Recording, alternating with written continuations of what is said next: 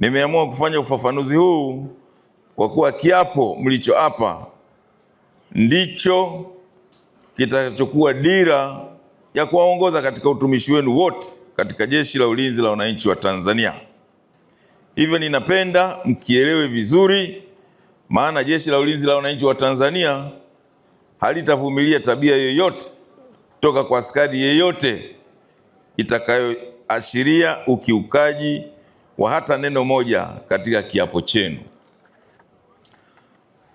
Mtaachishwa jeshi na ikiwezekana kufungwa ikiwa mtakiuka kiapo hicho. Sawa sawa?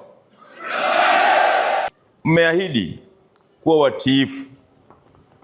Mmeahidi kumtii na kumtumikia Rais wa Jamhuri ya Muungano wa Tanzania ambaye kwa sasa hivi ni Daktari Samia Suluhu Hassan.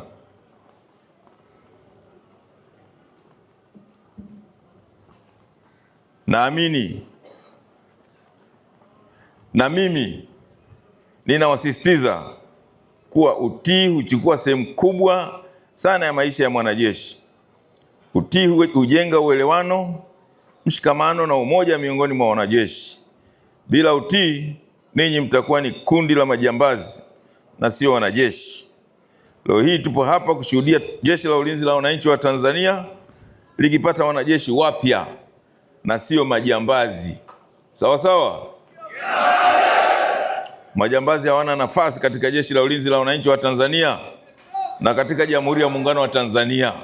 Mbele ya wazazi wenu na walezi wenu, ningependa kuwaonya dhidi ya kujihusisha na siasa kwa kuwa sheria ya nchi yetu inawakataza wanajeshi kujiingiza kwenye siasa. Niwaonye pia dhidi ya kuposti mambo mbalimbali ya kijeshi na mambo yenu ya faragha mitandaoni. Kwa maneno mengine, niwaonye dhidi ya matumizi mabaya ya mitandao ya kijamii. Mambo makuu manne kwa wanajeshi.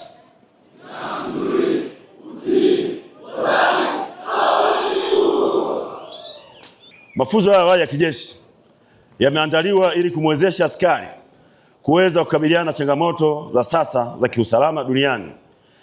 Ili kufanikisha hilo, shule imeweka msisitizo mkubwa kuhakikisha mafunzo haya ya awali ya kijeshi yanaimarika kwa kukazia mafunzo ya vitendo, mafunzo ya ujasiri, kwata na silaha.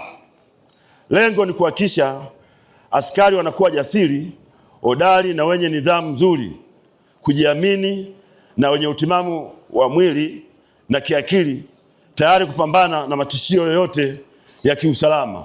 Na afande mkuu wa majeshi na kuhakikishia askari hawa wapya wako tayari kwa lolote kuanzia sasa hivi. Wapo walioanza pamoja nao, lakini leo hii hawapo nasi hapa. Wapo waliondoka bila kuaga, kwa maana kwamba walitoroka, na wengine waliomba wenyewe waache mafunzo.